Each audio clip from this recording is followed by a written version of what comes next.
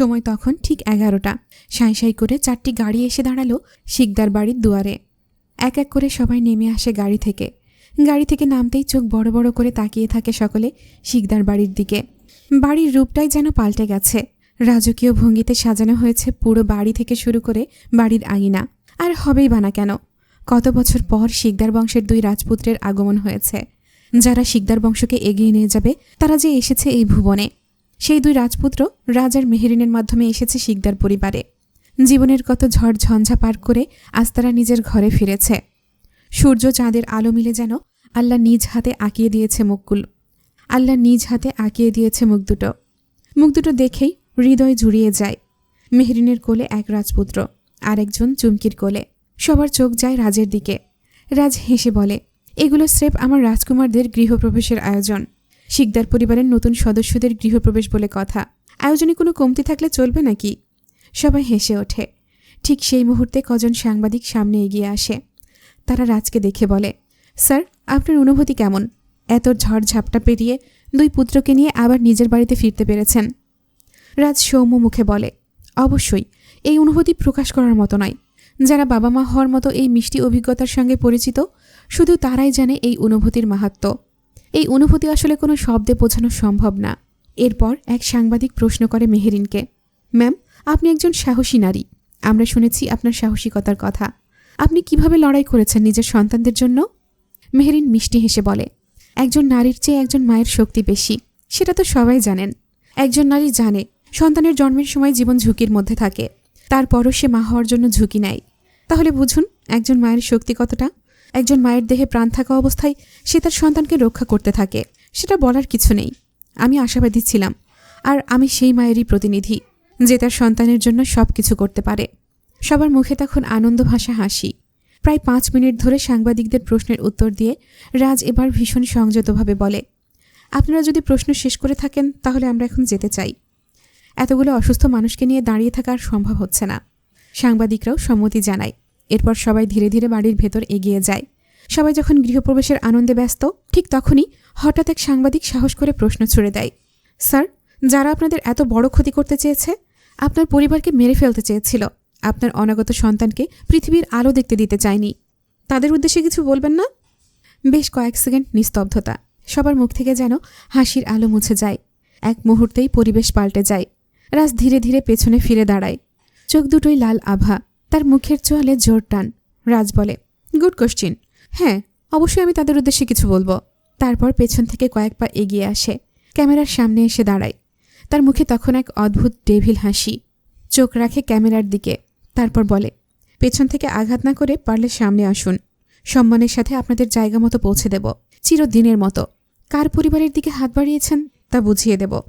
তারপর আরেকটু ঝুঁকে ক্যামেরার দিকে তাকিয়ে ঠান্ডা গলায় বলে ওঠে, রেডি হন, অনেক হয়েছে লুকোচুরি। এবার যা হবে সামনাসামনি। এতদিন ছেড়ে দিয়েছি, কারণ সব ছিল আমার ওপর। কিন্তু এবার আপনারা হাত দিয়েছেন আমার কলিজায়, আর সেই হাত ভেঙে গুঁড়িয়ে না দেওয়া পর্যন্ত আমি রাজ শিকদার শান্তি পাব না।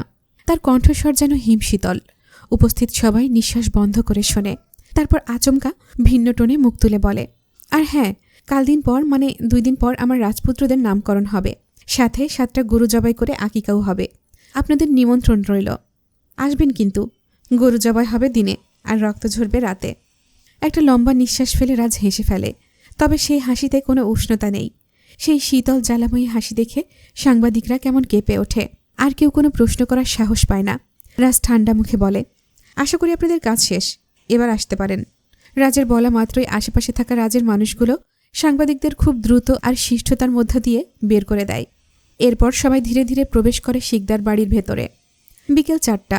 শিকদার বাড়ির নতুন সদস্যদের তখন ঘুম পাড়ানোর চেষ্টা করছে মেহেরিন আর চুমকি। চুমকি তখন আপন মনে বাবুকে ঘুম পাড়ানোর আপ্রাণ চেষ্টা করছে। কি যেন ফিসফিস করে বলছে ছোট্ট বাবুকে, চুপচাপ শুয়ে থাকো সোনা পাখিটা আমার, চোখ বন্ধ করো সোনা, আমার সোনা বাবু। দুষ্টুমি করলে কিন্তু চুলে তেল দিয়ে দিব একদম, তারপর তেলের রাজা বানিয়ে দেব। তখন কি হবে বলো তো? তখন তোমাকে তো কোনো মেয়ে পাত্তাই দেবে না, বলবে এ তো তেলের রাজা। তখন কি হবে আমার সোনা বাচ্চাটার? কি হবে তখন? তার মুখভঙ্গি আদর করার ভঙ্গিমা দেখে যেন মনে হয় এই শিশুটার জন্মদাত্রী সে। মেহেরিন চুমকির দিকে তাকিয়ে মিটমিটি হাসছে। চুমকি আপন মনে বকবক করছে বাবুর সাথে আর তাকে ঘুম পাড়ানোর চেষ্টা করছে। মেহেরিন চুপচাপ দেখছে আর ভাবছে, আচ্ছা কে বলে জন্ম না দিলে মা হওয়া যায় না? এই যে চুমকি মেহেরিনের বাচ্চাটাকে মেহেরিনের চেয়েও বেশি আগলে রাখছে, ওকে কি মা বলা যায় না? একজন মা যেমন হয় চুমকিও ঠিক তেমনই হয়ে গেছে। বাচ্চা জন্ম না দিয়েও যেন সে সত্যিকারের মা হয়ে উঠেছে। বাবু একটু কেঁদে উঠলেই চুমকির সঙ্গে সঙ্গে সজাগ হয়। কেউ কোলে নিতে আসলে তার সতর্ক বার্তার মুখোমুখি হতে হয়। এই যে হাত ধুয়ে আসো, আগুনের সেক নিয়ে আসো, একদম ঠিক করে কোলে নাও, বাবু যেন ব্যথা না পায়। বাবুকে নিয়ে একদম দৌড়ঝাঁপ করবা না, চুপচাপ বসে থাকো। মেহেরিন নিজেও হয়তো এতটা সতর্ক নয় যতটা চুমকি। সবাই নিচে বসে আড্ডা দিচ্ছে আর চুমকি শুধু বাচ্চাদের খেয়াল রাখছে। নিজে কিছু খেয়েছে কিনা সন্দেহ, অথচ মেহেরিনকে একটু পরপর খাইয়ে দিচ্ছে।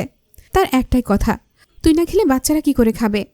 দেখ, আমি বেবিদের ব্যাপারে একদম গাফলতি সহ্য করব না। তুই জন্ম দিয়েছিস বলে তুই একা ওদের মা না, আমিও ওদের মা। ভুলে গেছিস নাকি আমাদের ছোটবেলার কথা? চুক্তি হয়েছিল, তোর আগে যদি আমার বেবি হয় তুই হবি ওদের দ্বিতীয় আম্মু, আর তোর আগে বেবি হলে আমি হব ওদের দ্বিতীয় আম্মু। চোখে মুখে যুদ্ধ ঘোষণা করে বলে দিল চুমকি। আমি একজন মা হয়ে বাচ্চাদের ব্যাপারে কোনো রকম হেরফের সহ্য করব না, বলে দিলাম। মেহেরিন এসব মনে করেই হেসে যাচ্ছে। চুমকি ভ্রু কুচকে বলে, কিরে তোরা কি জিনে ধরলো? এমন কারণবিহীন হাসছিস কেন? মেহেরিন এবার শব্দ করেই হেসে ফেলল। বাবুকে কোলে নিয়ে এগিয়ে আসে চুমকির পাশে, চুপচাপ বসে পড়ে। একটু পর বলে, না রে, জিনে ধরেনি।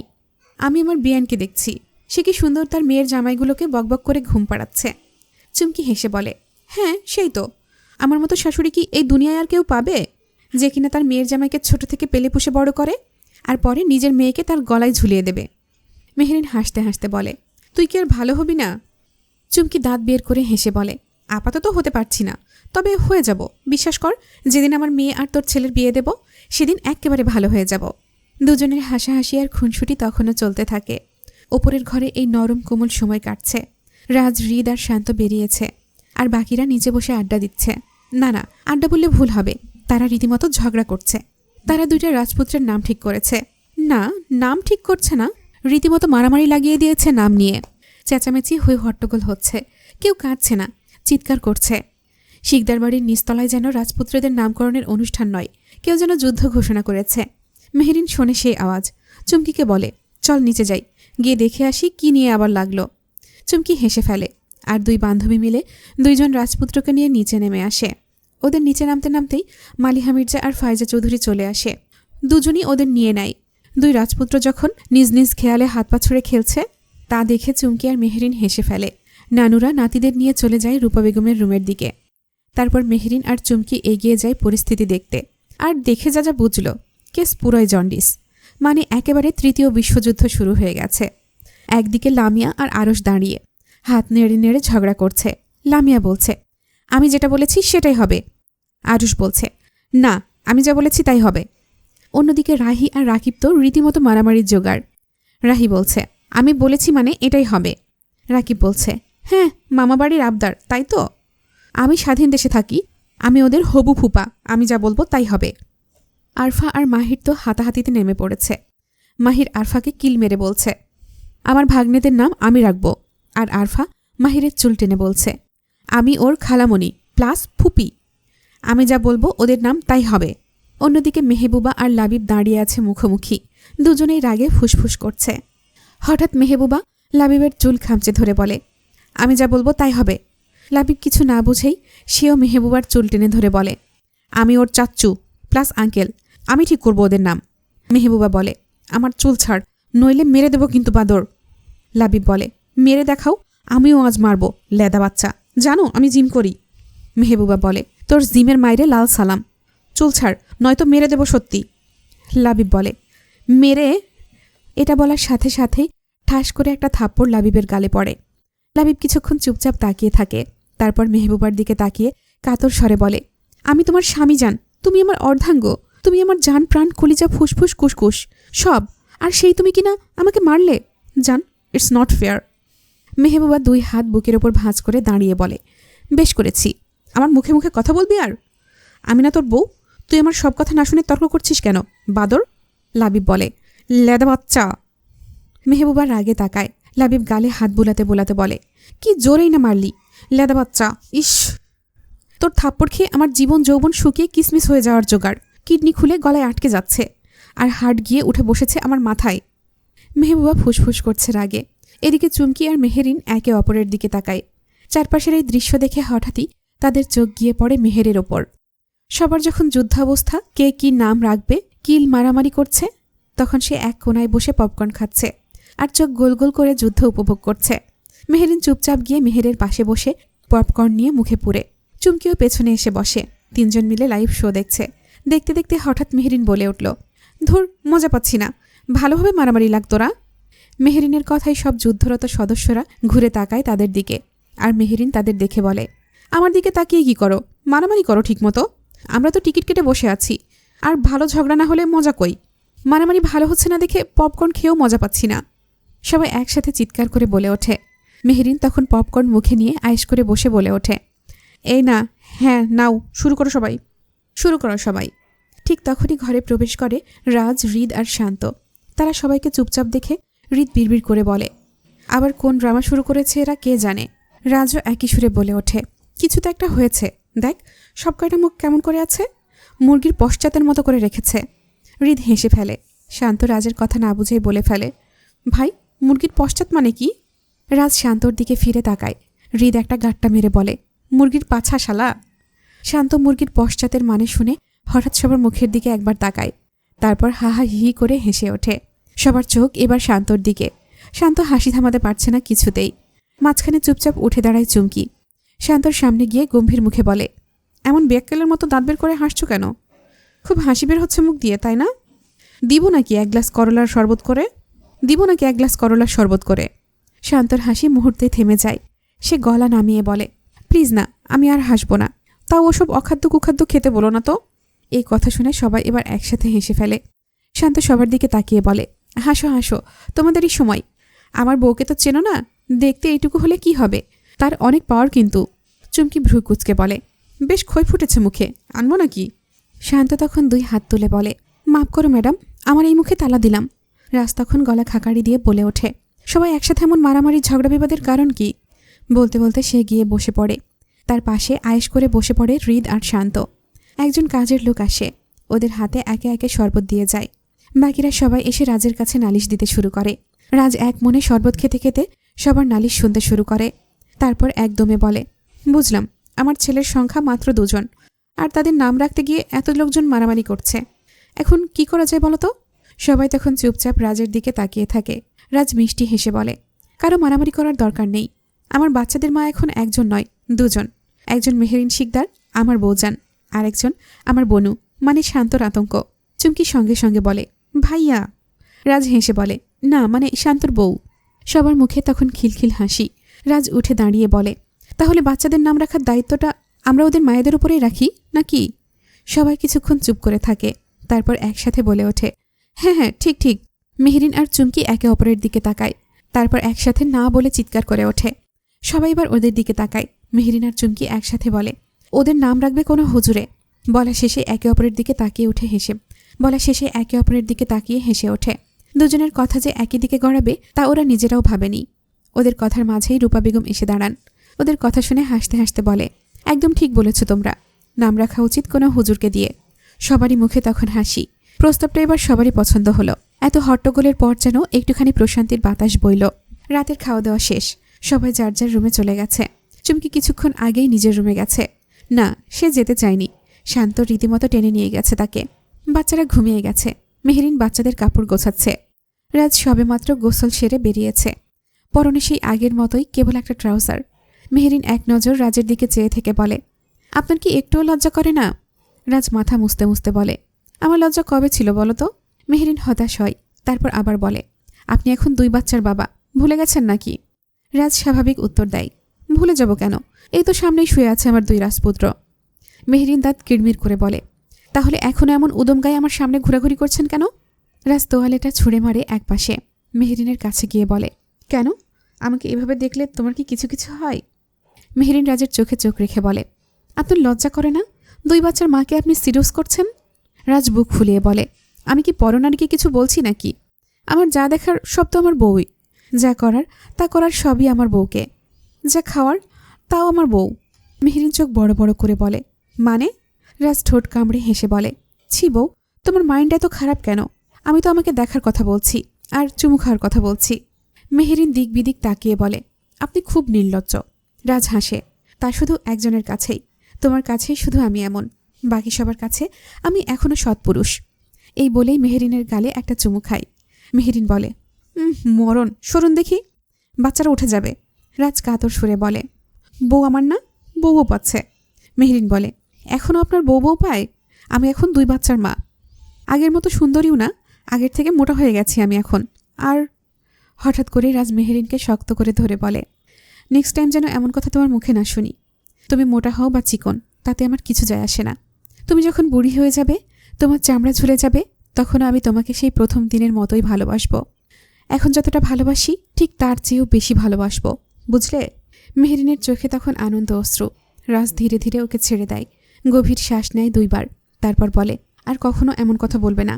এই বলে সে সরে যায় আর শার্ট বের করে পড়তে শুরু করে। মেহেরিন বোঝে তার বলা এই কথায় রাজ, তার কবি সাহেব, একটু না বেশ অনেকটাই অভিমান করেছে। সে চুপি চুপি পেছন থেকে গিয়ে রাজকে জড়িয়ে ধরে, নরম গলায় বলে, সরি কবি সাহেব, আমি ওইভাবে বলতে চাইনি। রাজ হালকা হেসে পেছন ফিরে মেহেরিনকে সামনে নিয়ে আসে, চোখে চোখ রেখে বলে, আর বলবে না তো? মেহেরিন 2 দিকে মাথা নাড়ে, একদমই না। রাজ হেসে মেহেরিনের কপালে একটা চুমু খায়, সেই চিরচেনা স্নেহময় প্রেমমাখা চুমু। আর মেহেরিন চোখ বন্ধ করে তা অনুভব করে। জীবনের যত ব্যস্ততা, অভিমান, কষ্ট, সবকিছুর ঔষধ যেন এই একমাত্র চুমু। মেহেরিন রাজের শার্টের বোতাম লাগাতে লাগাতে হঠাৎ বলে ওঠে, আপনি আমাকে এত ভালোবাসেন কেন কবি সাহেব? রাজ মিষ্টি হেসে মেহেরিনের চুলগুলো গুছিয়ে দিয়ে বলে, ভালোবাসতে কোনো কারণ লাগে না, লাগে না কোনো স্বার্থ। যে ভালোবাসায় কারণ থাকে, সে ভালোবাসায় শর্ত থাকে। তা আর যাই হোক, ভালোবাসা না, তা তখন সওদা হয়ে যায়। ভালোবাসা এমন এক অনুভূতি যেটা আপনা আপনি আসে, তার জন্য ব্যাখ্যা খুঁজতে হয় না, তার পেছনে যুক্তি চলে না। ভালোবাসা গরিব ধনী দেখে হয় না, হয় না শিক্ষিত বা অশিক্ষিত দেখে, আর না হয় রূপ বা গুণ বিচার করে। ভালোবাসা হয় মনের এক বিশাল কোণ থেকে, আর সেই মনের কোনো কোণায় যদি কেউ দাগ কেটে যায়, তাকে ভালো না বেশে থাকা যায় না। তুমি আমার স্ত্রী, আমার জীবন, আমার আত্মার সাথী। তুমি এমন একজন যাকে আমার হৃদয়ের বাঁকা হাড় দিয়ে গড়া হয়েছে, শুধুই আমার জন্য। তোমাকে তো আমি ভালোবাসি না, আমি ভালোবাসি আমার সেই আমিকে, যে আমি আমার ভেতরে বাস করে। তুমি এখন আর তুমি নও, তুমি মিশে গেছো আমার অস্তিত্বে, তুমি জড়িয়ে আছো আমার শ্বাস প্রশ্বাসে। তবে বলো, আমি কি তোমাকে ভালোবাসি, নাকি ভালোবাসি নিজেকে? কারণ তুমি তো এখন আমি। মানুষ যেমন অক্সিজেন ছাড়া বাঁচতে পারে না, আমিও ঠিক তেমন। আমিও তোমাকে ছাড়া বাঁচতে পারবো না। হ্যাঁ মানছি, বাঁচতে হলে অক্সিজেন লাগে, আমারও লাগে, কিন্তু অক্সিজেনের সঙ্গে যদি তুমি না থাকো, তাহলে আমি নিঃশ্বাস নিতে ভুলে যাই। আর তুমি তো জানোই, নিঃশ্বাস না নিলে মানুষের মৃত্যু অনিবার্য। ঠিক তেমনই তুমি না থাকলে আমার মৃত্যু অনিবার্য। ভালোবাসি বউজান, কারণে অকারণে ভালোবাসি আমার আরিয়নাকে, ভালোবাসি আমার মেহেরিনকে, ভালোবাসি, শুধুই ভালোবাসি। আর ভালোবাসি আমার বউজানকে, ভালোবাসি আমার 2 রাজপুত্রের মা, আমার মহারানীকে। মেহেরিন হেসে জড়িয়ে ধরে রাজকে, তারপর বলে, ইস, আমার বরটা আমাকে কত ভালোবাসে। আমিও আমার বরকে এত এত এতগুলা ভালোবাসি। ভালোবাসি আমার বাচ্চার বাবাকে, ভালোবাসি আমার কবি সাহেবকে, ভালোবাসি আমার ভাই বোনদের দুলাভাইকে, ভালোবাসি আমার প্রাণের স্বামীকে, ভালোবাসি তাকে যার জন্য আমার হৃদয়ে পুষ্প ফোটে, ভালোবাসি তাকে যাকে এক নজর দেখার জন্য চাতক পাখির মতো ছটফট করে আমার এই মন। রাজ হেসে বলে, এত ভালোবাসা কই রাখো? মেহেরিন হেসে বলে, বালিশের নিচে। রাজ এবার শব্দ করে হেসে ফেলে। তখনই বাচ্চারা একসাথে কেঁদে ওঠে। রাজ মেহেরিনের দিকে তাকায়, মেহেরিন হেসে ফেলে। রাজ দীর্ঘশ্বাস ছেড়ে বলে, তোরা আমার প্রেমে বাগড়া দিচ্ছিস বাপজান, এটা কি ঠিক বল? মেহেরিন রাজের বুকে কিল দিয়ে হেসে বলে, আপনার প্রেমে বাধা দেওয়ার মানুষ চলে এসেছে, যাদের আপনি চাইলেও কিছু বলতে পারবেন না। রাজ মেহেরিনকে জড়িয়ে ধরে বলে, আমি এসব মানব না বলে দিলাম। মেহেরিন হেসে বলে, মানুন আর না মানুন সেটা আপনার ব্যাপার মশাই, আমাকে এখন ছাড়ুন, আমার বাচ্চাদের এখন মাকে প্রয়োজন। রাজ কিছু বলবে ঠিক তখনই দরজায় ঠুকঠুক শব্দ হয়। ওপাশ থেকে চুমকি চেঁচিয়ে বলল, এই দরজা খোল, বাচ্চারা কান্না করছে, মনে হচ্ছে খিদে লেগেছে ওদের, নয়তো হিসু করেছে। রাজ আর মেহেরিন একে অপরের দিকে তাকিয়ে হেসে ফেলে। রাজ মেহেরিনকে ছেড়ে দেয়। মেহেরিন চলে গেল বাচ্চাদের কাছে, আর রাজ গিয়ে দরজা খুলে দিল। দরজা খোলা মাত্রই চুমকি ঘরে ঢুকল, আর শান্ত বাইরে দাঁড়িয়ে রাজের দিকে তাকিয়ে হাত তুলে বলে, ভাই, তোমার আর বউয়ের সাথে প্রেম করার কপাল নাই, আর না আছে আমার। তোমার বাচ্চাদের কান্না আমার কানে পৌঁছায়নি, কিন্তু আমার বউয়ের কানে ঠিকই পৌঁছে গেছে। আর সে আমাকে ফেলে চলে এসেছে। আমি আর কি করব? তাই বউয়ের লেজ ধরে আমিও চলে এসেছি। রাজ শান্তর পিঠ চাপড়ে বলে, কপাল বুঝলি ভাই, সবই কপাল। শান্ত মাথা নাড়ে। তখনই ঝড়ের মতো এসে ওদের পাশ কাটিয়ে ঘরে ঢুকে পড়ল মেহের। চোখে মুখে দুশ্চিন্তার ছাপ। কি হয়েছে? বাচ্চারা কাঁদছে কেন? Any problem? ওইদিকে হৃদ চোখ ডলতে ডলতে উঠে এসে দাঁড়ালো রাজ আর শান্তর পাশে। রাজ শান্ত একে অপরের দিকে তাকিয়ে হেসে ফেলল। হৃদ বলে, ভাই, তোর বাচ্চারা আমার বউকে আমার বুক থেকে টেনে নিয়ে এসেছে। কি সুন্দর বউকে বুকে নিয়ে ঘুমাচ্ছিলাম, তার সহ্য হলো না ওদের। রাজ হৃদকে কিছু বলবে এমন সময় লামিয়া আর মেহবুবা দৌড়ে ঘরে ঢোকে। রাজ, হৃদ, শান্ত তিনজনই এবার শব্দ করে হেসে ওঠে। হাসতে হাসতে দেখে পেছনে আরশ আর লাবিব আসছে। তা দেখে রাজ আর হৃদ দুজনেই ভ্রু কুচকে তাকায় ওদের দিকে। লাবিব দৌড়ে গিয়ে পাশে রাখা ফুলদানিতে ফু দিতে দিতে বলে, দেখেছ কি ময়লা, কেউ এগুলো পরিষ্কার করে না। রাজ, হৃদ আর শান্ত একসাথে বলে ওঠে, ও। লাবিব দাঁত বের করে হেসে ফেলে, হ্যাঁ তাই তো। সবাই এবার লাবিবের দিকে তাকিয়ে থাকে। লাবিব একবার ফুলদানিতে ফু দেয়, আরেকবার সবাইকে দেখে। রাজ বলে, যা ভাই যা, তুই ফুলদানিটা নিয়ে যা ঘরে, ইচ্ছে মতো পরিষ্কার কর। লাবিব বলে, না না, এখনই পরিষ্কার হয়ে যাবে। বলেই সে ফুলদানিতে আরও ফু দিতে থাকে। এবার সবাই আরশের দিকে তাকায়। আরশ শীষ বাজাতে বাজাতে এদিক ওদিক তাকায়। সবাই তার দিকেই তাকিয়ে আছে দেখে ও দাঁত বের করে হেসে বলে, আমি আসলে এদিক দিয়ে যাচ্ছিলাম, তোদের দেখেই আসলাম, বিশ্বাস কর। রাজ হাত তুলে বলে, বিশ্বাসের মা অনেক আগেই মরে গেছে, এখন আসল কারণটা বল। আরশ বলে, না বিশ্বাস করলে নাই, আমি একটু এদিক দিয়ে যাচ্ছিলাম, আমি মোটেও তোর বোনের পিছু পিছু আসিনি। সবাই একসাথে বলে ওঠে, ও। আরশ বলে, হ্যাঁ হ্যাঁ। রাজ ভ্রু কুচকে বলে, কিন্তু আমি তো একবারও বলিনি তুই আমার বোনের পিছু পিছু এসেছিস। আরশ কাশতে শুরু করে। কাশতে কাশতে বলে, পানি পানি খাবো, পানি খেয়ে আসি হ্যাঁ। তারপর সে দৌড়ে গিয়ে বারান্দা পার হয়ে পালায়। সবাই হেসে ওঠে। রাজ, হৃদ আর শান্ত কাঁধে হাত দিয়ে বলে, বুঝলে ভাইরা ভাই, আজকাল বিড়ালগুলো মাছের পেছনে একটু বেশি ঘোরাঘুরি করছে। ওরা তো জানেই না মাছ খেতে মজা হলেও তাতে কাঁটা থাকে। যখন জায়গা মতো কাঁটা আটকে যাবে তখন বুঝবে মজা ঠিক কোথায়। শান্ত আর হৃদ রাজের কথার মানে বুঝে হেসে ফেলে। ওইদিকে লাবিব কান পেতে ওদের কথা শুনছিল। সে বোঝে রাজ মূলত বিড়ালটা তাকে আর আরশকেই বলেছে, তাই সে প্রতিবাদ জানিয়ে বলে, আমি মোটেও বিড়াল না, আমি জেন্টালম্যান। ওর কথা শুনে হৃদ, রাজ আর শান্ত শব্দ করে হেসে ওঠে। রাত তখন 3টা পেরিয়েছে। বাচ্চারা ঘুমিয়ে পড়েছে। সবাই নিজের নিজের ঘরে শুয়ে গেছে হয়তো। প্রায় 1টা নাগাদ মেহেরিনও ঘুমে ঢলে পড়েছে। রাজ তখনও জেগে ল্যাপটপে কাজ করছিল। কাজ শেষ করে মেহেরিনের দিকে তাকায়। সে খুঁটিয়ে খুঁটিয়ে দেখে তার বউকে। বউটা আগের চেয়ে গুলুমুলু হয়েছে, আরও বেশি সুন্দর লাগে এখন। দেখলেই কেমন প্রেম প্রেম পায়।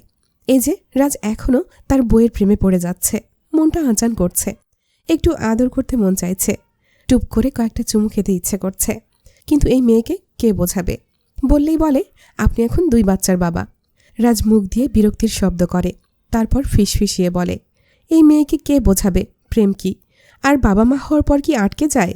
প্রেম হলো আনলিমিটেড অনুভূতি, যে কোনো সময় চলে আসে। আর আমি তো আবার বউ ভক্ত, আমার প্রেম আর বউ বউ একটু বেশিই পাই। এখন তো আবার এসেছে 2 জন, ওদের মায়ের কাছে গেলেই কান্নাকাটি শুরু করে দেয়। না, এভাবে বেশি দিন বউ ছাড়া থাকলে আমি ভিটামিন বইয়ের অভাবে শুকিয়ে কঙ্কাল হয়ে যাব। না না, তা হতে দেওয়া যাবে না। কিছুক্ষণ চুপ থেকে হঠাৎ এক দুষ্টু হাসি দিয়ে বলে, পাইছি বাপ, তোদের মায়ের সঙ্গে আমাকে দেখলেই তোরা কান্নাকাটি শুরু করবি, কিন্তু যদি তোদের সামনেই না থাকি প্রেম করার সময়, তখন কি করবি? ভুলে যাস না, আমি তোদের বাপ রাজ শিকদার। তোরা যদি চলিস ডালে ডালে, তবে আমিও চলি পাতায় পাতায়। বলেই সে পা টিপে টিপে এগিয়ে যায়। খুব আস্তে করে মেহেরিনকে ডাকে, বউ, ও বউ, এই আরিও না, এই বউ ওঠো না, আমার না খুব বউ বউ পাচ্ছে।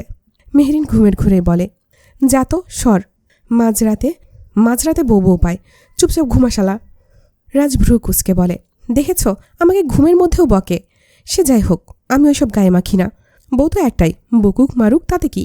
আবার ডাকে, বউ ওঠো না। মেহেরিন পাশ ফিরে শুয়ে পড়ে। রাজ পাশ ঘুরে গিয়ে কিছুক্ষণ ডাকে। যখন দেখে উঠছে না, তখন এক দুষ্টু হাসি দিয়ে তার ভালোবাসার অস্ত্র চালায়। মেহেরিনকে বলে, তুমি কি উঠবে নাকি আমি কিছু করব?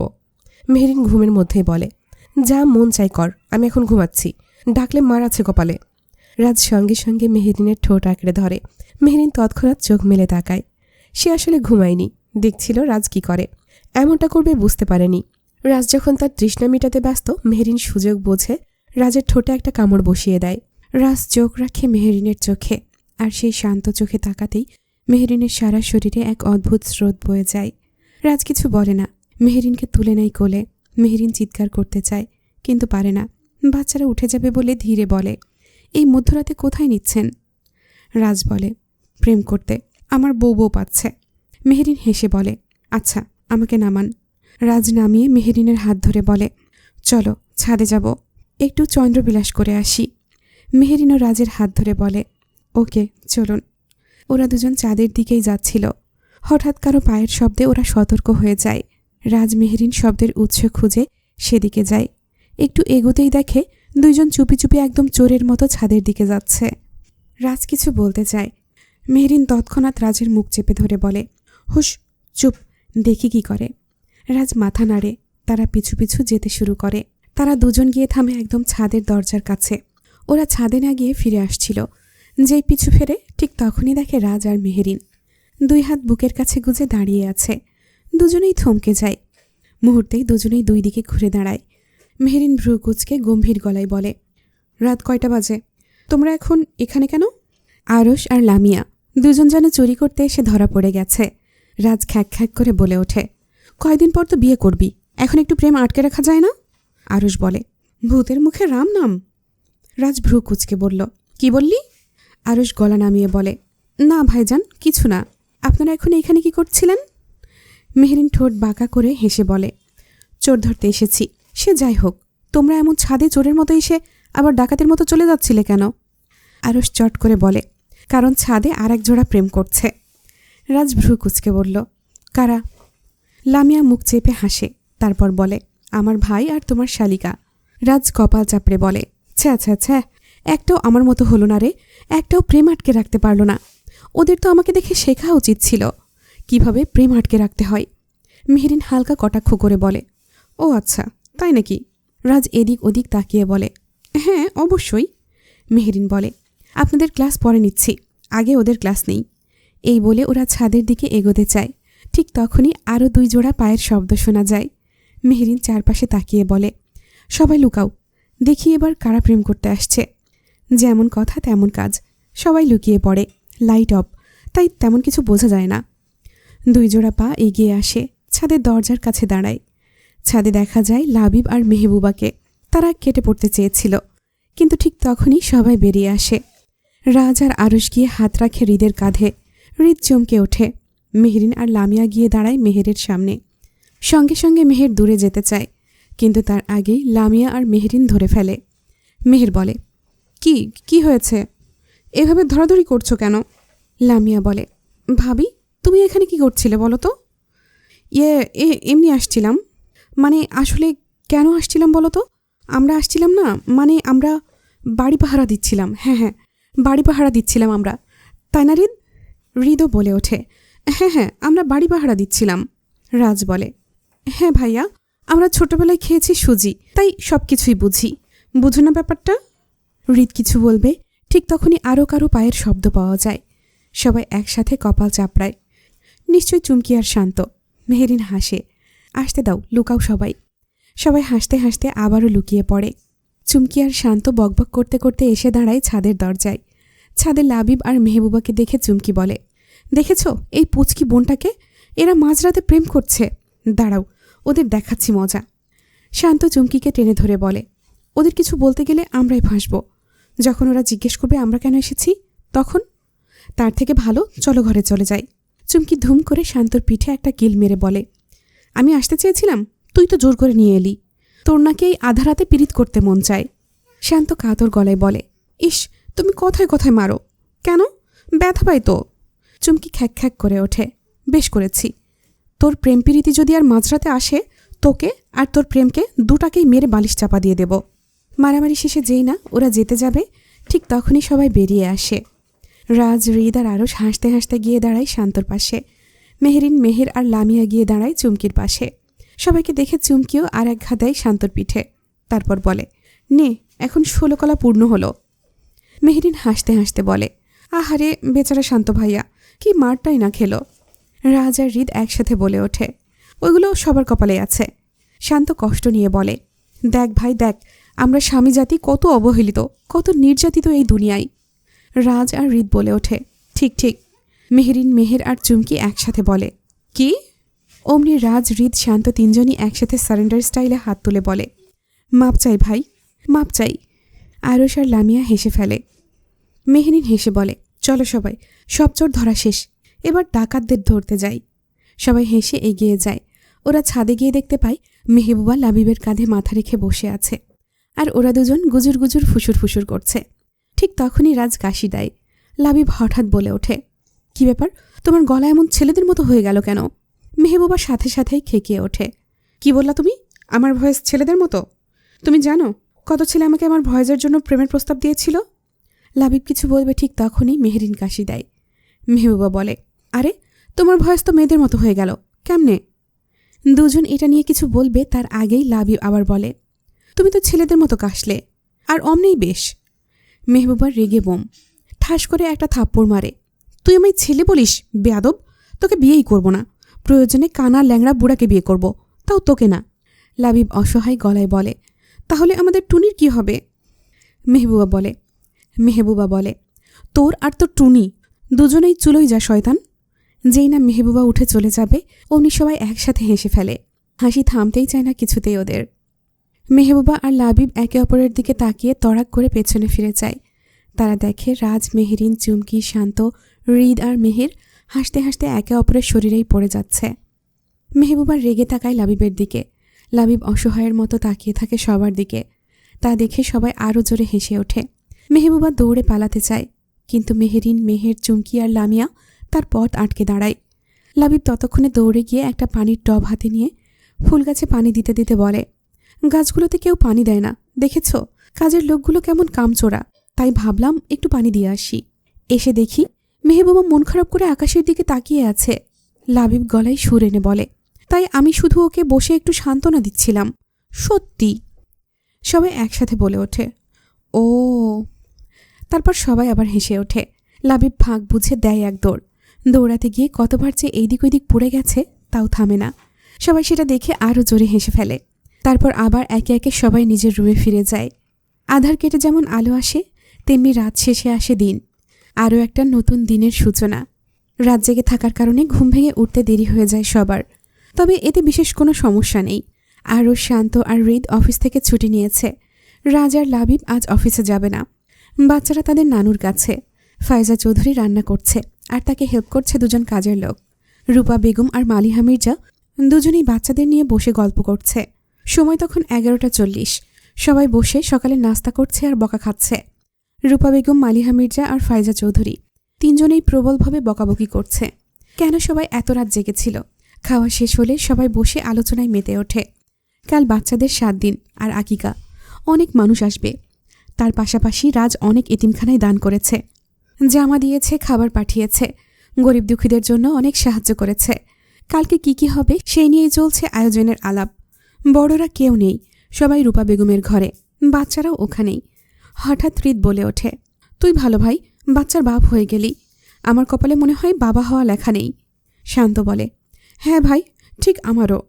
আরশ আর লাবিব একসাথে বলে ওঠে, তোমাদের তো অন্তত বউ আছে, আমাদের তো সেটাও নেই। ঠিক তখনই মাহির বলে ওঠে, তোমাদের তো অন্তত ভালোবাসার মানুষ আছে, হবু বউ আছে, আমার তো কেউ নেই। মাহিরের কথায় সবাই একসাথে বলে ওঠে, আহারে। মাহির গেয়ে ওঠে, কবে আইবে আমার পালারে, কবে দিমু গলায় মালারে। রাজ বলে, আরে শালা, মালা দেওয়ার খুব শখ তাই না? সেই মালা যখন গলার ফাঁসি হয়ে যাবে তখন বুঝবা শোনা, বিয়ে কত মজা। হৃদ আর শান্ত বলে, ঠিক ঠিক। ওদের কথা শুনে লাবিব হঠাৎ গেয়ে ওঠে, মনটা করে উড়ু উড়ু, বুকটা করে দুরু দুরু, পরাণের বন্ধু যখন পায়রে। রাজ বলে, খুব মজা লাগছে বলো শোনা, হবু বউয়ের এত কেলানি খেয়েও বিয়ে করতে মন চায় তোমার? তোমার শখকেও বলিহারি শোনা। এরপর মেহবুবার দিকে ফিরে বলে, বিয়ের পর তার জায়গা মতো আগে কয়েকটা দিয়ে দেবা, ঠিক আছে? যাতে করে বিয়ের শখ আকাশে উড়াল দেয় আর পাড়ি জমায় দূর দেশে। রাজের কথায় সবাই হেসে ফেলে। লাবিব শুধু অসহায় মুখে তাকায় মেহবুবার দিকে, আর মেহবুবা ইশারায় বোঝায় রাজ যা বলছে তাই করবে। তা দেখে লাবিব ঢোক গেলে। লাবিবকে চোখ টিপে মেহবুবা গেয়ে ওঠে, ফাগুন মাসে দারুণ ঝড়ে দক্ষিণা বাতাসে তোমার মনের সুবাস আমার ঘরে ভাইসা আসে। ও সোনা বন্ধু তোমায় ভালোবাসিয়া অন্তর গেল ফাঁসিয়া। মেহবুবার গান শুনে সবাই হেসে ওঠে আর লাবিব কেসে ওঠে। মাহির বসা থেকে উঠে দাঁড়ায়। রাজ আর হৃদের মাঝখানে এক পা রেখে কোমর দুলিয়ে দুলিয়ে গায়, কইতে আমার শরম লাগে প্রেমাগুনে পুইরা ছাই। সানডে মানডে কলস কইরা দিতে একজন মানুষ নাই, ভাইরে ভাই।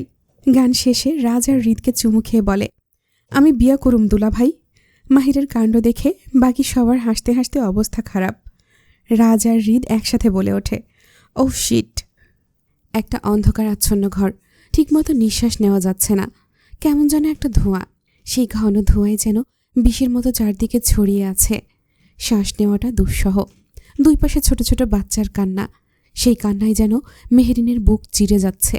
মেহেরিন তার দুই সন্তানকে কোলের মধ্যে নিয়ে গলা ফাটিয়ে চিৎকার করে উঠল, কে আছো? দরজা খোলো, আমি নিঃশ্বাস নিতে পারছি না, আমার বাচ্চারা কষ্ট পাচ্ছে। কে আছো? দরজা খোলো।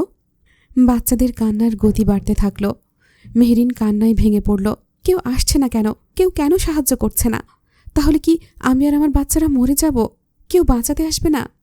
মেহেরিন কাঁদতে কাঁদতে কাতর কণ্ঠে বলে উঠল, কে আছো? দরজা খোলো, আমার বাচ্চারা কষ্ট পাচ্ছে। আমায় না নাও, ওদের নিয়ে যাও, ওদের বাঁচাও, ওদের বাঁচাতেই হবে। ওরা তো শিকদার বংশের প্রদীপ, এই প্রদীপ নিভে গেলে শিকদার বংশ নিঃশেষ হয়ে যাবে। মেহেরিন প্রাণপণে চিৎকার করে ওঠে, মামুনি, ফুপি, কই তোমরা? দরজাটা খুলে দাও না গো। চুমকি, তুই কোথায়? মেহের, ও মেহবুবা, রাহিরে, লামিয়া কই? কই তোমরা সবাই দরজাটা খোলো না।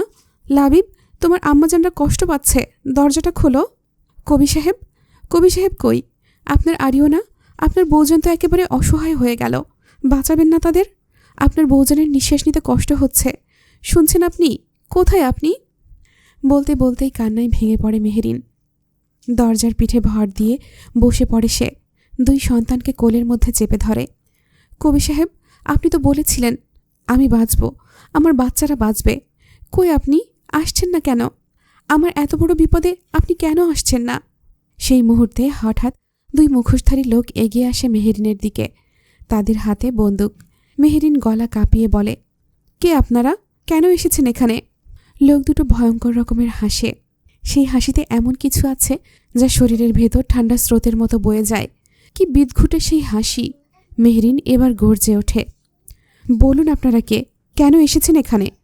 এক মুখোশধারী লোক এগিয়ে এসে বলে, আমরা কারা সেটা জানা লাগবে না, তবে জেনে রাখো আমরা এসেছি তোমার ছেলেদের আর তোমাকে মারতে। এখন আর বাঁচার কোনো উপায় নেই তোমাদের। বলেই তারা আবারও সেই বিদঘুটে হাসি হাসে। মেহেরিন দুই সন্তানকে বুকে চেপে ধরে, আর ঠিক তখনই গলি ছোড়ে তারা। দুই রাজপুত্রের ছোট ছোট শরীর নিথর হয়ে যায়। যে ছোট হৃদয়টুকু ধুকধুক করত, তার শব্দ থেমে যায়। আর মেহেরিন, বাচ্চাদের গুলি করার পর তাকে আলাদা করে মারার দরকার ছিল না। এক মা তো সন্তানের সঙ্গেই মারা যায়। তার চেতনা ছিন্ন হয়ে যায়, জীবনের ছন্দ থেমে যায়। মেহেরিন টের পায় তার দেহ থেকে কেউ যেন রুহু টেনে বের করে নিচ্ছে। শরীরে আর কোনো জোর নেই, মনে হচ্ছে কেউ যেন তার উপর বুলডোজার চালাচ্ছে। রুহু বের হবার ঠিক আগ মুহূর্তে মেহেরিন চিৎকার করে উঠল, আমার বাচ্চা! অন্ধকার ঘরে ঘুমিয়ে থাকা মেহেরিন হঠাৎ চিৎকার দিয়ে উঠে পড়ে। রাজ পাশেই ছিল। সঙ্গে সঙ্গে ওর চিৎকার শুনে বোঝা যায় নিশ্চয়ই খারাপ কিছু স্বপ্নে দেখেছে।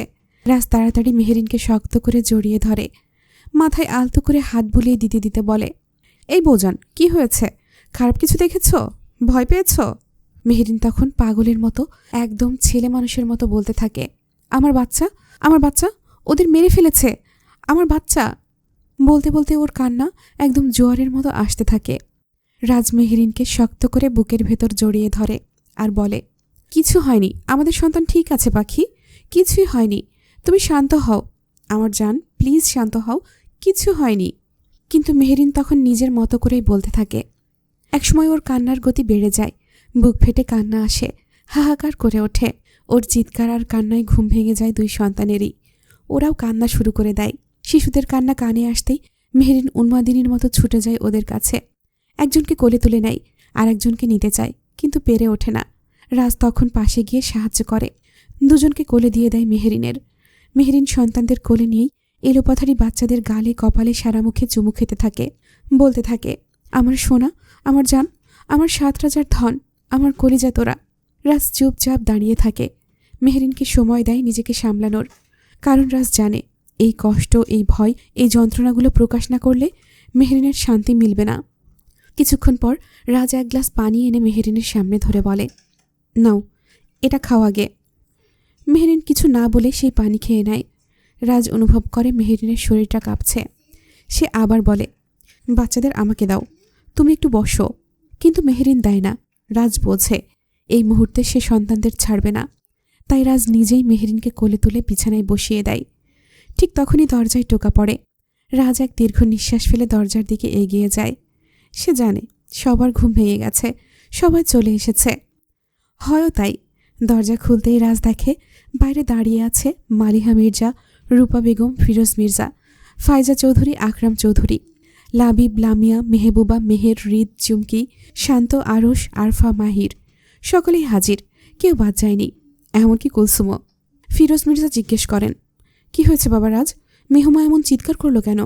রাজ দীর্ঘ নিঃশ্বাস ছেড়ে বলে, হয়তো খারাপ স্বপ্ন দেখেছে বাবা, আপনারা আসুন। রাজ দরজা ছেড়ে দাঁড়িয়ে যায়। সবাই হুড়মুড় করে ঘরে ঢুকে পড়ে।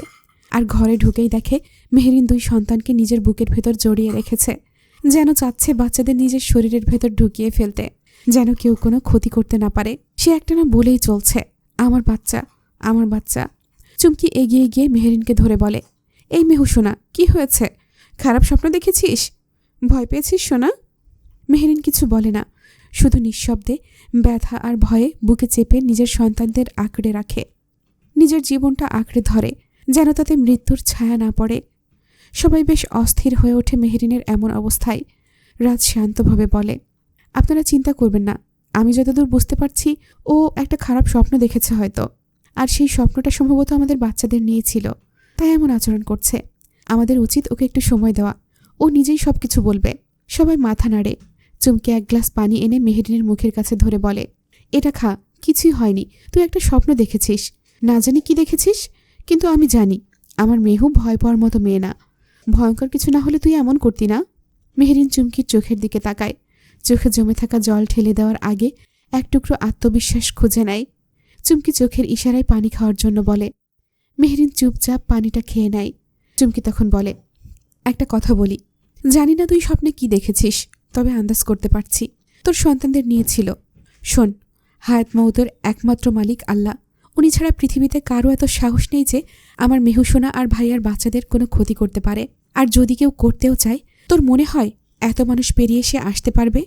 তোর বাচ্চাদের দুটো মা, আসুক না কে আসবে, একদম লঙ্কা কাণ্ড বাঁধিয়ে দেব। তখন মেহের এগিয়ে এসে মেহেরিনের পাশে বসে বলে, ঠিক তাই, আমাদের সবাইকে ছাড়িয়ে কেউ কিচ্ছু করতে পারবে না। মেহবুবা এগিয়ে এসে বলে, আসুক না, কোন কুত্তার বাচ্চা আসে আসুক, দেখি, একদম মৃত্যুর দরজায় পাঠিয়ে দেব। আমার বোন আর ভাগ্নিদের ক্ষতি করতে চাওয়া, আর আমি চেয়ে চেয়ে দেখব? ওরা তো এখনও আমায় ছোটমা বলে ডাকেইনি। লামিয়া বলে, আসুক, দেখি, একদম মেরে ভর্তা করে দেব। আরফা বলে, আসুক না আসুক, যে আসবে আমি তাকে বিচুটি পাতা লাগিয়ে দেব, এমন চুলকানো চুলকাবে আর কোথাও ঘষাঘষি করার জায়গা পাবে না, মুখে একদম ঝামা ঘষে দেব। আরফার কথা শুনে সবাই হেসে ফেলে। মেহেরিন নিজেও একটু হেসে ফেলে। আরশ এসে আরফার মাথায় একটা চাটি মেরে বলে, ভেরি গুড। আরফা মাথায় হাত দিয়ে বলে, ভাবি। এমন সময় লামিয়া এসে আরশের পায়ে একটা লাথি দিয়ে বলে, বলো ননদি। আরশ আ করে ওঠে, আর বাকিরা হেসে ফেলে। রাত তখন প্রায় 3টা। মেহেরিনের সেই দুঃস্বপ্ন দেখার পর 1.5 ঘন্টা কেটে গেছে। সবাই এখনও রাজের ঘরেই। চুমকি আর মেহের 2 রাজপুত্রকে নিয়ে বসে আছে। মেহেরিন শুয়ে আছে রূপা বেগমের কোলে। তিনি ওর চুলে হাত বুলিয়ে দিচ্ছেন। মালিহা মির্জা আর ফায়জা চৌধুরী ওর 2 পাশে বসে আছে। এমন সময় মেহেরিন তার স্বপ্নের সম্পূর্ণ বর্ণনা দিয়ে দেয়। সবাই বোঝে এমন পাগলের মতো আচরণ কেন করছিল সে। একজন মা জানে সন্তানের শেষ নিঃশ্বাস চোখের সামনে দেখলে কেমন লাগে, বাস্তবে হোক কিংবা স্বপ্নে, যন্ত্রণা তো একই হয়। হঠাৎ মেহেরিন বলে ওঠে, মামুনি, যদি ওরা সত্যি আসে? রূপা বেগমের বুক ধকধক করে ওঠে। কি করে বোঝাবে মেহেরিনকে? আজ যে ভয়টা মেহেরিন পাচ্ছে, সেই ভয় তো রূপা বেগমের জীবনেও এসেছিল। সেই কালো রাতে, প্রায় 20 বছর আগে। সেই ঘটনার পুনরাবৃত্তি চান না তিনি। কয়দিন ধরে তার মনটাও যে কুগাইছে। কিন্তু এখন তো মেহেরিন এমনিতেই আতঙ্কে আছে, তার উপর আর টেনশন দিতে চান তার উপর আর টেনশন দিতে চান না তিনি, তাই হাসি মুখেই বললেন, না মা, এমন কথা বলো না, এমন কিছুই হবে না। মেহরিন তখন বলে, কিন্তু যদি হয়? রূপা বেগম ভ্রু কুঁচকে তাকান মেহরিনের দিকে। তার চোখে ধরা পড়ে মেহরিন কিছু বলতে চায়। সেটা শুধু রূপা বেগমকে নয়, মেহের আর রাজও বুঝে যায়। রাজ আর মেহের একসাথে বলে ওঠে, প্ল্যান কি? এই কথায় সবাই হাসে। মেহরিন উঠে বসে, বলে, আমার একটা প্ল্যান আছে। আমার মন বলছে কাল কিছু একটা হবেই। রাজ বলে, ওইটা তুমি চিন্তা করো না, আমি সব ব্যবস্থা করে রেখেছি পাহারার। মেহরিন রাজকে থামিয়ে বলে, আগে শুনুন। রাজ মাথা নাড়ে। শুধু রাজ না, সবাই আগায়, বোঝে মেহরিন এবার তার প্ল্যান জানাবে। মেহরিন নিজের প্ল্যানটা বলে। সবাই শুনে হেসে ওঠে। লাবিব হাততালি দিয়ে বলে, উফ, কি প্ল্যান, একেবারে দারুণ। এমন প্ল্যান তো ভাইও দিতে পারত না। রাজ ভ্রু কুঁচকে তাকায়। লাবিব আমতা আমতা করে বলে, না মানে। রাজ থামিয়ে দিয়ে বলে, হাতি কাদায় পড়লে চামচিকাও লাথি মারে, সমস্যা নাই, যা করলা জীবনে উপরে গেলে দিবেনি। লাবিব মুখ ফসকে বলে ফেলে, সেম টু ইউ, বলেই নিজের মুখ চেপে ধরে। সবাই হেসে ওঠে। রাজ মেহবুবার দিকে তাকিয়ে বলে, তোমাকে যা বলেছিলাম মনে আছে তো? জায়গা মতো দেবে। মেহবুবা হাসে, মাথা নাড়ে। লাবিব অসহায়ের মতো একবার মেহবুবার দিকে আর একবার রাজের দিকে তাকায়। এমন সময় হৃদ আর শান্ত এসে লাবিবের কাঁধে হাত রাখে তারা। লাবিব দুঃখী মুখে বলে, সবই কপাল, বুঝলে? সবাই আবার হেসে ওঠে। কিন্তু হঠাৎ আকরাম চৌধুরী বললেন, মেহুমা, প্ল্যানটা ঠিক আছে, কিন্তু যদি না হয়? মেহরিন কিছু বলতে যাবে ঠিক তখনই হৃদ এক ধরনের বিদ্রূপ হাসি দিয়ে বলে, চিন্তা করবেন না ফুপা, আমি যতদূর ওদের চিনেছি তারা ঠিক মেহুর প্ল্যান মাফিকই কাজ করবে। মেহের বলে, তাহলে একটা সমস্যাই থেকে যাচ্ছে।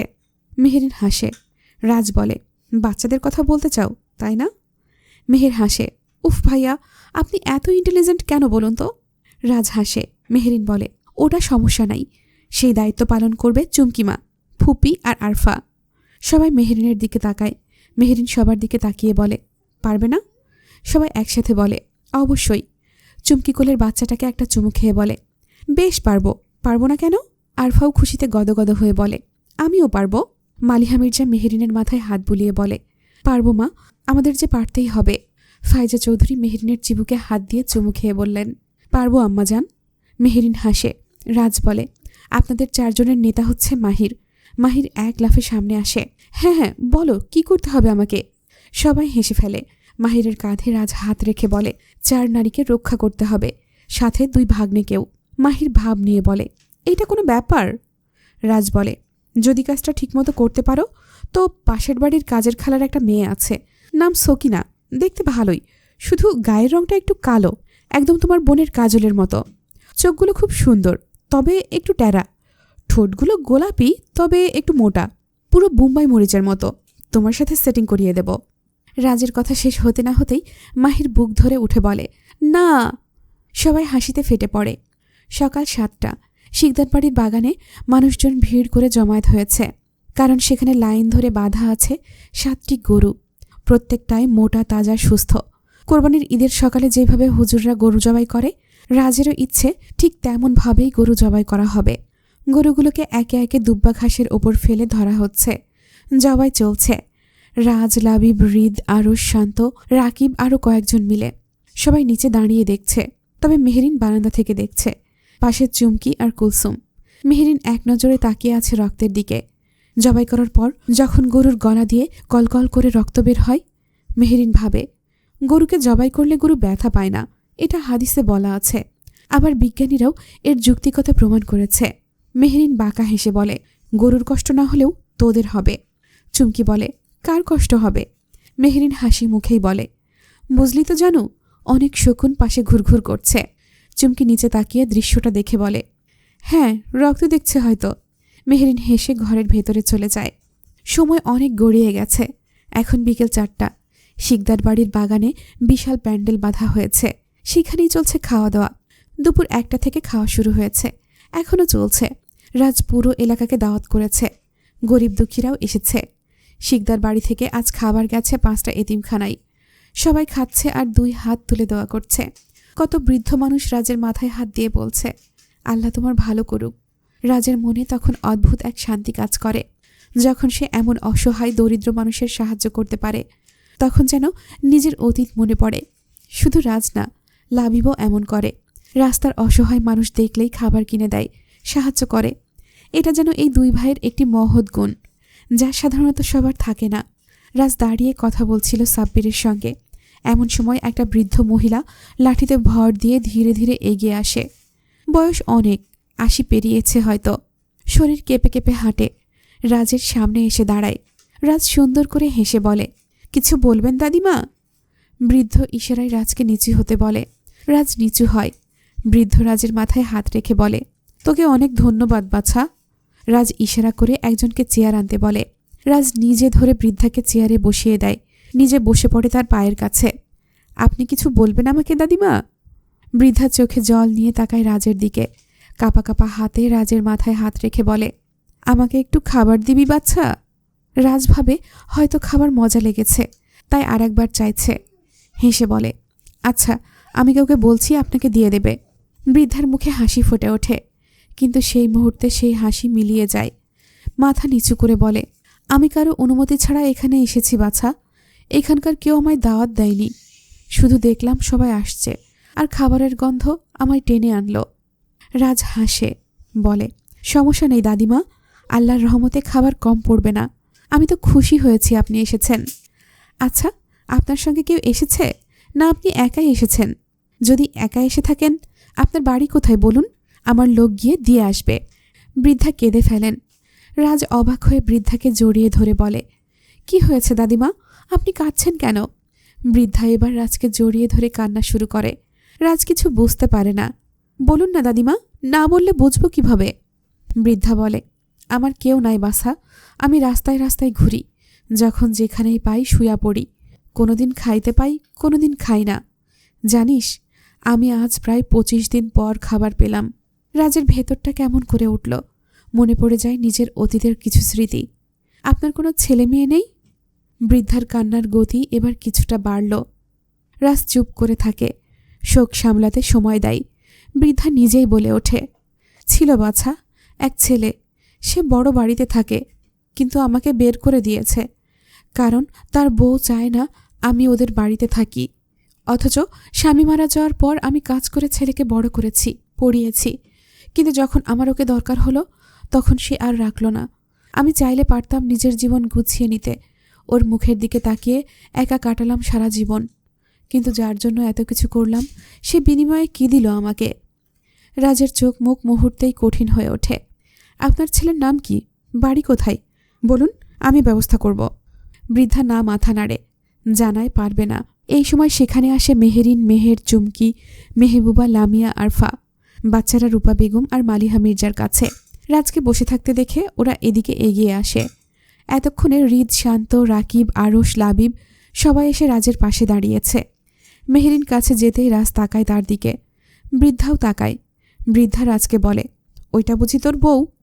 রাজ হাসে, মাথা নাড়ে। মেহেরিন হাসি মুখে বলে, কেমন আছেন দাদিমা? বৃদ্ধা চোখের পানি নিয়ে তাকিয়ে থাকে, যেন কিছু বলতে চায়। একসময় বলে ওঠে, সুখী হও বাছা, স্বামী সন্তান নিয়ে সুখে থাকো, কারো কোনো কুদৃষ্টি যেন না পড়ে। সবাই হাসে বৃদ্ধার কথা শুনে।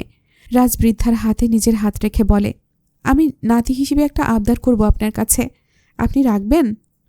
বৃদ্ধা অবাক হয়। রাজের মতো এত বড়লোক মানুষ তার কাছে কি আবদার করবে? তবুও সে মাথা নাড়ে। রাজ হেসে বলে, আজ থেকে আপনি আমাদের বাড়িতে আমাদের সঙ্গে থাকবেন। রাখবেন তো আমার এই আবদারটা? বৃদ্ধা আবার কেঁদে ফেললেন। মেহেরিন রাজের কথায় হাসে। সেও বৃদ্ধার পাশে গিয়ে বলে, থেকে যান দাদিমা। বৃদ্ধা বলে, আমি থাকতে চাইলে কি তোমরা আমায় সত্যি জায়গা দেবে? সবাই একসাথে হেসে ওঠে। রাজ হাসতে হাসতেই বলে, দেব না কেন?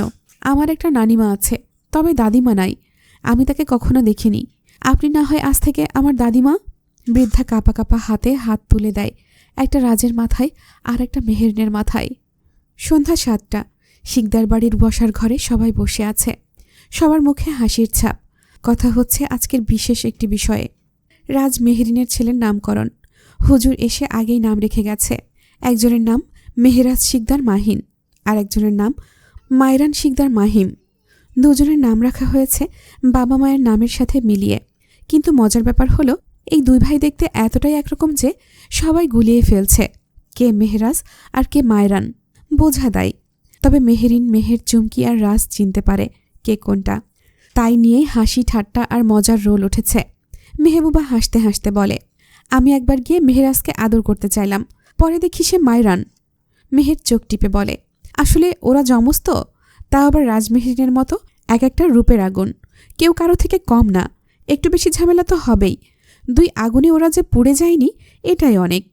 আরও শেষে বলে, আমার তো এখন মেহুকেও ভুল লাগছে, ওই দুজনের মায়ের সঙ্গে এত মিল, যেন তিনজনই যমজ। সবার মধ্যে হাসির ঢেউ ওঠে। শুধু মেহেরিন, চুমকি, মেহের আর রাজ ওদের চিনতে পারে। বাকি সবার কাজ শুধু আন্দাজ করা আর হাসাহাসি। লামিয়া বলে, ওদের গলায় নামের হার পরাও, না হলে ভুলেই যাব কে কোনটা। রাহি বলে, না, আমি ওদের চোখ দেখে বুঝে ফেলতে পারি। আরফা বলে, তুই বুঝছিস? ধুর, আমি তো মেহরাজকে মায়রার নামে ডাকছি। হাসির ফোয়ারা আর শেষ হয় না। ছোট্ট দুই রাজপুত্র যেন সবার চোখের মণি হয়ে উঠেছে। রাত 1টা, শিকদার বাড়ির চারিদিকে নিস্তব্ধতা। হাওয়া বইছে ধীরে, আশপাশটা নিঃশব্দ। পুরো বাড়িটা ঘুমে বিভোর, আলো নিভানো। এই নিস্তব্ধতাকে চিরে হঠাৎ ছায়ার মতো ঢুকে পড়ে দুইজন মুখোশ পরা লোক। ধীরে নিঃশব্দে তারা পা ফেলে ফেলে এগিয়ে যায় বড় গেট পেরিয়ে বারান্দায়, তারপর ঘরের ভেতরে। তারা ঢুকতেই আচমকা শিকদার বাড়ির সব আলো জ্বলে ওঠে। অন্ধকারে ডুবে থাকা বাড়িটার কোনায় কোনায় আলোর রোশনাই ছড়িয়ে পড়ে। লোক দুটো চমকে যায়। তাদের জানা মতে সবাই ঘুমের ওষুধ খেয়ে ঘুমিয়ে থাকার কথা, তাহলে এই আলো কে জ্বালালো? তারা একে অপরের দিকে তাকায়, তারপর সামনের দিকে তাকায়, আর সামনে যা দেখে তাতে তাদের চোখ দুটো ছানা বড়ার মতো গোল গোল হয়ে যায়। একজন অস্পষ্টভাবে বলে ওঠে, তারা দেখে দুটি চেয়ারে ঠিক রাজরানীর মতো পা তুলে বসে আছে দুইজন রমণী, মেহেরিন আর রূপা বেগম। তাদের দেখে মনে হচ্ছে যেন কোনো রাজ্যের রানী। সাধারণত তো রাজারাই বিচার করে, কিন্তু এদের দেখে মনে হচ্ছে এই রাজ্যে শুধু রাজারাই নয়, বরং শাস্তি দেয় রানীরা। দুজনের হাতেই দুটো চাবুক, তা ঘোরানো শুরু করে দিয়েছে। পায়ের ভঙ্গি এতটাই আয়েসি যেন তারা শাস্তির রায় শোনার অপেক্ষায় বসে আছে। সামনে দাঁড়িয়ে থাকা দুইজন ভয় পেয়ে বেরিয়ে যেতে চায়, কিন্তু পেছনে ফিরতেই ঠাস শব্দ করে দরজা গর্জে উঠে বন্ধ হয়ে যায়। লোক দুটো যেন ভেতর থেকেই বের হওয়া আত্মার মতো ঘুরে দাঁড়ায়। আরও একবার তাকায় মেহেরিন আর রূপা বেগমের দিকে। রূপা বেগম কৌতুক কণ্ঠে বলে ওঠেন, বারে বারে ঘুঘু তুমি খেয়ে যাও ধান, এইবার ঘুঘু তোমার বাঁধিব পরাণ। এই সামান্য কথাতেই সামনের দুজনের কলিজা নড়ে ওঠে। তারা বুঝে যায় জীবনের সবচেয়ে বড় ভুলটা হয়তো তারা আজ এই বাড়িতে এসে করেছে। নিজেদের বুদ্ধিহীনতায় দুই লোক এবার একে অপরের মুখের দিকে তাকিয়েও কিছু বলতে পারে না। ঠিক তখনই হঠাৎ মেহেরিন উঠে দাঁড়ায়, গলায় সুর করে বলে, তুনে মারি এন্ট্রিয়ার, দিলমে মাঝে ঘন্টিয়ার। রূপা বেগম হেসে ওঠে। মেহেরিন উঠে দাঁড়াতেই লোক দুটো পিছিয়ে যায়, তাদের পিঠ ঠেকে যায় দরজায়। মেহেরিন জোরে হাসে, সেই হাসি দেয়ালে দেয়ালে ধাক্কা খেয়ে ঘর কাঁপিয়ে তোলে। চারপাশে এক ধরনের ভৌতিক পরিবেশ তৈরি হয়। লোক দুটো আরও ভয় পেয়ে যায় মেহেরিনের হাসিতে। মেহেরিন আয়েশ করে আবার চেয়ারে পা তুলে বসে, ডান হাতে তুড়ি বাজায়। আর ঠিক তখনই সেই দুটো লোকের ওপর ঝরে পড়ে তরল জাতীয় কালচে একরকম পদার্থ, দেখতে কুচকুচে কালো, স্যাঁতসেঁতে অজানা। মেহেরিন মুচকি হাসে। রূপা বেগম এবার বলে ওঠে, আমাদের তরফ থেকে সামান্য অভ্যর্থনা। এই তো প্রথমবার আমাদের বাড়িতে এলি তোরা, এতটুকু আপ্যায়ন তো করতেই হয়, তাই না? তোদের জন্য স্পেশাল অভ্যর্থনার ব্যবস্থা। সামনের লোক দুটো অপমান আর ভয়ে জ্বলে ওঠে। মেহেরিন হাসে, আরে মামুনি, অবশ্যই পছন্দ হয়েছে। এমন অভ্যর্থনা ওরা বাপের জন্মেও পেয়েছে নাকি? রূপা বেগম মাথা নাড়ে, হ্যাঁ তাই তো, তাই তো। মেহেরিন এবার তাদের দিকে ফিরে বলে, আপনারা জানেন আসলে অভ্যর্থনা তো লাল রং দিয়েই জানতাম, কিন্তু কি বলেন তো, ভাবলাম আপনাদের মন আর চরিত্রের রং যেহেতু কালো, তাই কালো রংটাই উপযুক্ত আপনাদের জন্য। ভালো করেছি না বলুন? ভয় পেয়েছে তারা, তবে তা মেহেরিন কিংবা রূপা বেগমকে বুঝতে দিতে নারাজ। তাদের একজন দাঁত কেটে বলে ওঠে, কি ভাবছ, এসব করলে বা বললে আমরা ভয় পাব? রূপা বেগম চুপ। মেহেরিন হঠাৎই চট করে বলে উঠল, উফ, সরি, একদম বুঝতে পারিনি। সেই তো, ভয় কিসের? ভয় পাওয়ার মতো তো কিছু করলামই না। কথার শেষে একখানা ডেভিল হাসি দিয়ে বলল, ভয় পাওয়ার মতো দেখতে কি আমি, যে ভয় পাবেন? আমি কি কিছু করেছি বলুন? একদম ইনোসেন্ট মুখ করে গোল গোল চোখ করে দাঁড়ালো, তারপর ঠোঁট উল্টে মুচকি হাসিতে বলল, আমি তো শুধু মিস্টার তালুকদার, মানে আমার বোনের শ্বশুর সম্মানিত এক ভদ্রলোক, তাকে একটা বোমা উপহার দিয়েছি। আমি কি খারাপ কিছু করেছি বলুন? তারপর পাশের জনের দিকে ফিরে চোখ টিপে বলল, আর আর কি করেছি এমন? শুধু শাফিন নামের জানোয়ারটার চোখে ছুরি ঢুকিয়ে দিয়েছি। আর ওর মেয়েদের দেখলেই যে জায়গায় চুলকায় সেই জায়গাটা পা দিয়ে পিষে থেতলে দিয়েছি। এই বলেই মেহরিন এক চিলতে বাঁকা হাসি হাসে। এবার সামনে দাঁড়ানো একজন তেড়ে আসতে চায়। ঠিক তখনই মেহরিন একটু সরে গিয়ে বলে, আবহাওয়া গরম গরম লাগছে, এই পানি দাও। এই ডাকেই সাড়া দিয়ে লাবিব লামিয়া পানির পাইপ হাতে চলে আসে একটা হিন্দি গান গেয়ে। লাবিব গায়, আজ ব্লু হে পানি পানি। তারা দুই ভাই বোন গান গাইতে গাইতে পাইপ দুটো ধরে রাখে ঠিক সেই দুজনের মুখের দিকে। মুহূর্তেই তারা কাকের মতো ভিজে যায়। শুধু ভিজে যাচ্ছে এমন না, পানির স্রোত আর মুখোশের কারণে নিঃশ্বাসই নিতে পারছে না তারা। বাঁচার জন্য ছটফট করে, এদিক ওদিক পালাতে চায়, কিন্তু যেদিকেই যায় সেদিকেই লাবিব আর লামিয়া পাইপ ধরে রাখে। পানি সরাসরি মুখে পড়ছে, নিঃশ্বাস বন্ধ হয়ে আসছে। অবশেষে দুজনেই মুখোশ খুলে ফেলে। মেহরিন তখন বলে, স্টপ। সাথে সাথে লাবিব আর লামিয়া থেমে যায়। সাইম রহমান মেহরিনের দিকে ফিরে চিৎকার করে উঠল, হারামজাদি, তুই আমার ছেলেকে মেরেছিস। এটার বদলা তো আমি তোর সন্তানদের মেরে নেব। এক মুহূর্তেই মেহরিন বাঘিনী হয়ে উঠল, দৌড়ে গিয়ে সায়েমের গলা চেপে ধরল। এমন হঠাৎ দৃশ্য দেখে সবাই গলিয়ে গেল। মেহরিন গর্জে উঠল, হারামের বাচ্চা, এখানেই মেরে পুঁতে দেব তোকে। তোর ওই নোংরা মুখ দিয়ে আমার সন্তানদের কথা উচ্চারণ করবি তো? তোর ছেলেকে যেমন মেরেছি, তোকে তার থেকে বেশি কষ্ট দিয়ে মারব। তোদের সঙ্গে আমার এখনও অনেক হিসেব বাকি, কুকুরের দল। মেহরিনের শরীরে যেন অশরীরই ভর করেছে। রূপা বেগম, লাবিব আর লামিয়া তিনজন মিলে মেহরিনকে ঠেকাতে পারছে না। এদিকে সায়েমের শ্বাস বন্ধ হয়ে আসছে, কারণ মেহরিন তার গলায় এমনভাবে চেপে ধরেছে যে নিঃশ্বাস নেওয়া অসম্ভব হয়ে উঠেছে। ঠিক তখনই রেদওয়ান তালুকদার হঠাৎ দৌড়ে ওপরে উঠে গেল। উদ্দেশ্য বাচ্চাদের হত্যা করা। তার পায়ের শব্দে সবার দৃষ্টি সেদিকেই। তা দেখে সবাই বাঁকা হাসে। মেহরিন সায়েমকে ছেড়ে দেয়। ছেড়ে দেওয়া মাত্রই সায়েম কাশতে থাকে। লামিয়া এক গ্লাস পানি এগিয়ে দিয়ে ঘৃণাভরা কণ্ঠে বলে, এই নিন, পানি খান। আপনার ভাগ্য দেখেন, যে আমার বাবা, ভাই, ফুপি আর ফুপাকে নৃশংসভাবে হত্যা করেছে সেই খুনিকেই পানি খাওয়াচ্ছি। সায়েম কোনো কথা না বলে পানিটা খেয়ে ফেলে। পানির কষ্টে সে কাঁপছে, কোনো মতে গিলছে, তারপর গলা ধরে বসে থাকছে। বয়স হয়েছে, শরীর এত ধকল সহ্য করতে পারছে না, তবুও এসেছে ছেলের হত্যার বদলা নিতে। এদিকে রেদওয়ান তালুকদার মেহরিন আর রাজের রুমে পৌঁছে দেখে ঘর ফাঁকা, শুধু দুটো বাচ্চার বিছানা সাজানো। সেখানে বাচ্চা দুটো শুয়ে আছে। রেদওয়ান তালুকদার হেসে ওঠে, আহারে, এত কষ্ট করে বাঁচালে, তাও শেষ রক্ষা হলো না। তোমাদের মরতেই হবে, তাও আবার আমার হাতে। এই বলেই পিস্তল বের করে গুলি ছোড়ে বাচ্চাদের দিকে। কিন্তু বোকা, সে জানে না এই দুটো মানুষের বাচ্চা নয়, মানুষের মতো দেখতে পুতুল। গুলি করেও যখন রক্ত বা কান্না পায় না, তখন সে এগিয়ে যায়। বাচ্চাদের সামনে গিয়ে দেখে নিছক দুইটা পুতুল। তখনই তার মাথা ঘুরে যায়। পেছন থেকে মেহের বলে ওঠে, কি ভাবছেন শ্বশুরমশাই? এগুলো কান্না করছে না কেন? না, আহা, কান্না করবে কি করে? ওরা তো পুতুল, মানুষ না। রেদওয়ান তালুকদার পেছনে ফিরে দাঁত কিড়মির করে বলে, একদম আমাকে শ্বশুর বলবি না। তোরা দুই বোন আমার জীবনের অভিশাপ। তোর বোনের জন্যই আমার ছেলে আমাকে ছেড়ে চলে গেছে, আমার একমাত্র ছেলে। তোর মতো মেয়েকে আমি আমার বাড়ির কাজের মেয়ে হিসেবেও রাখবো না। আর তুই নিজেকে আমার ছেলের বউ ভাবিস? মেহের কানে আঙুল দিয়ে বলে, ধুর মিয়া, শুধু এক প্যাচাল পারেন, নতুন কিছু বলেন। আর কি বললেন? আমি আপনার বাড়ির কাজের মেয়েও হতে পারতাম না? বাহ, আমার সম্পর্কে কিছু জানেন আপনি? সিঙ্গাপুরের শীর্ষ 10 ব্যবসায়ীর তালিকায় আমি একজন শীর্ষ ব্যবসায়ী নারী। তার চেয়েও বড় কথা, আপনি নিজেই আমার বোন মেহুকে আপনার ছেলের বউ বানাতে চেয়েছিলেন, আর আমি তার কপি। রেদওয়ান তালুকদার কৌতুক ভরে হেসে বলে, সেটা তো দুইটা কারণে, নিজে থেকে থোড়ি চেয়েছি। মেহের অবাক হয়ে বলে, মানে এটাতেও আপনার স্বার্থ? রেদওয়ান তালুকদার হেসে বলে, প্রথমত হৃদয়কে চেয়েছিল, দ্বিতীয়ত আমি জানতাম রাজ মেহেরিনকে ভালোবাসে, দূর থেকে আগলে রাখে। যদিও তখন জানতাম না রাজ শিকদারি, রুদ্র আর ফারজানার ছেলে। জানলে অনেক আগেই মেরে ফেলতাম। যাকে যেটা আগে করতে পারিনি সেটা আজ করব। ওর বাবার মতো ওর সাথেও তাই ঘটবে। মেহের হেসে বলে ওঠে, উহ শ্বশুরমশাই, আপনি এত বোকা কেন? এতদিনে যার কিচ্ছু ছিঁড়তে পারলেন না, তা আজ পারবেন? আপনার জন্য খারাপ লাগছে জানেন। ছোটবেলা থেকেই ইচ্ছে ছিল শ্বশুরকে রান্না করে খাওয়াবো, খুব যত্ন করব। কিন্তু দুঃখ, কপাল খারাপ, আপনার মতো একটা জানোয়ার, বিশ্বাসঘাতক, বিকৃত মানুষ আমার শ্বশুর, যাকে দেখলেই থুতু দিতে ইচ্ছে করে। এই কথা শুনেই রেদওয়ান তালুকদার চড় মারতে তেড়ে আসে। মেহের তার হাত ধরে ফেলে আর বলে, আপনি যদি একজন ভালো মানুষ হতেন আর আমি আপনাকে অসম্মান করতাম, তাহলে আপনি শ্বশুর হিসেবে আমাকে মারতে পারতেন, আমি কিছু বলতাম না।